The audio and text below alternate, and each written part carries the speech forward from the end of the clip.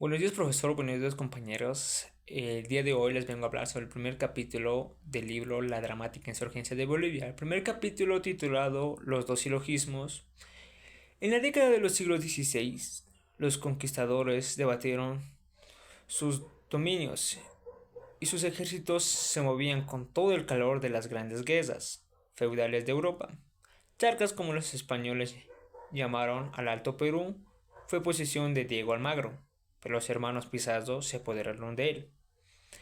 En 1545 descubrieron una montaña más rica que se encontraba en Potosí, que jamás había existido.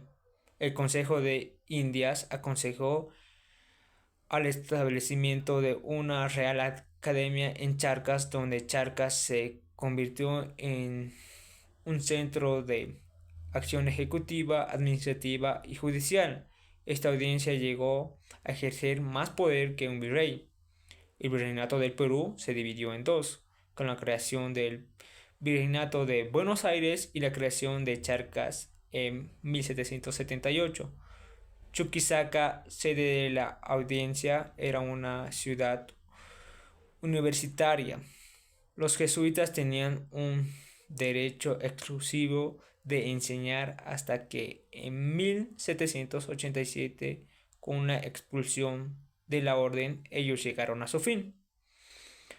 En 1776 decidieron crear una academia donde los estudiantes graduados puedan practicar leyes antes de ser admitidos al tribunal. La academia se denominó Real Academia de Carolina Macías. El secreto del arzobispo, que tenía una biblioteca en la que poseía libros prohibidos por la Inquisición. El famoso filósofo jesuita Francisco Suárez fue el más destacado, y no había estudiante que no haya leído uno de sus escritos. Maquiavelo era un filósofo italiano que cautivó con la peculiar inteligencia al Alto Perú. Este estudiante de leyes estudió artes de la lógica y sobre eso aprendió la importancia del silogismo. Los elementos fundamentales en el movimiento de la independencia fueron aquí Aquino, Suárez, Maquiavelo y el silogismo.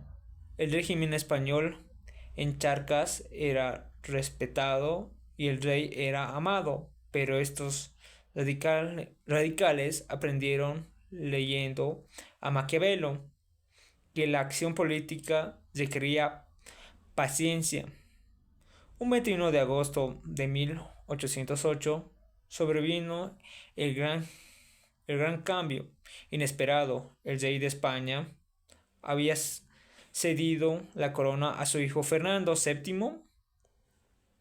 Nuevas noticias llegaron a Chuquisaca, donde le informaron sobre la cautividad de los Borbones españoles y la llegada de la dinastía napolitana en Madrid.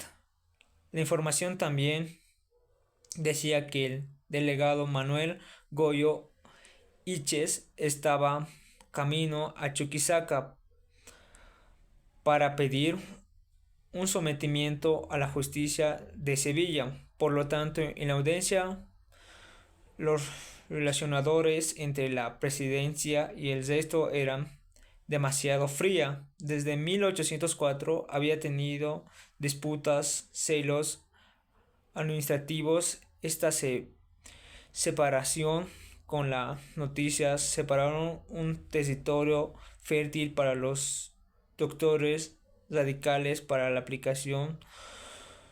Su cuarto elemento aprendido, el silogismo.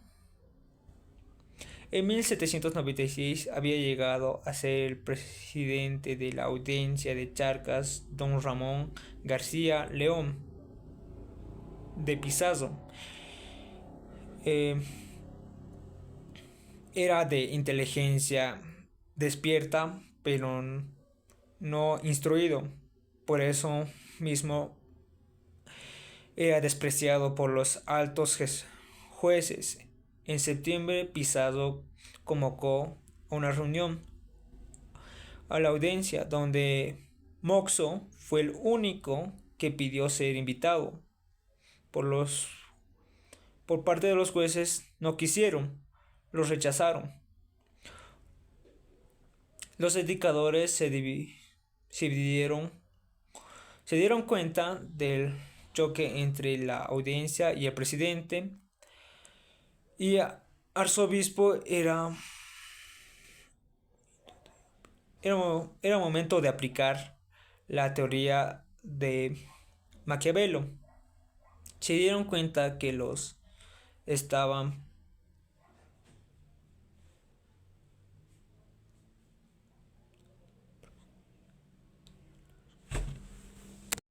los que estaban pro Sevilla serían los que deseaban mantener la unidad del Imperio Español y apoyar a la audiencia significativa, llevar casi a la independencia de la audiencia de Charcas. Este análisis de pensamientos fue muy intímido, por lo tanto, otra vez recurrieron al silogismo. Esta vez no lo usaron por defender la legitimidad de la corona. Su legítimo rey había sido apresado, por tanto Fernando no podía haber delegado su poder. Este fue el silogismo de la legitimidad.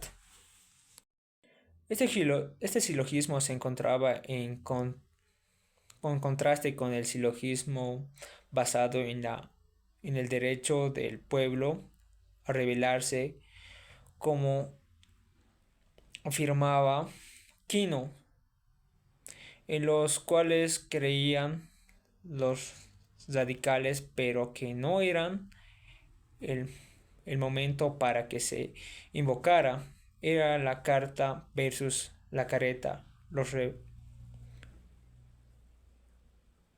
rebeldes doctores decidieron usar la careta.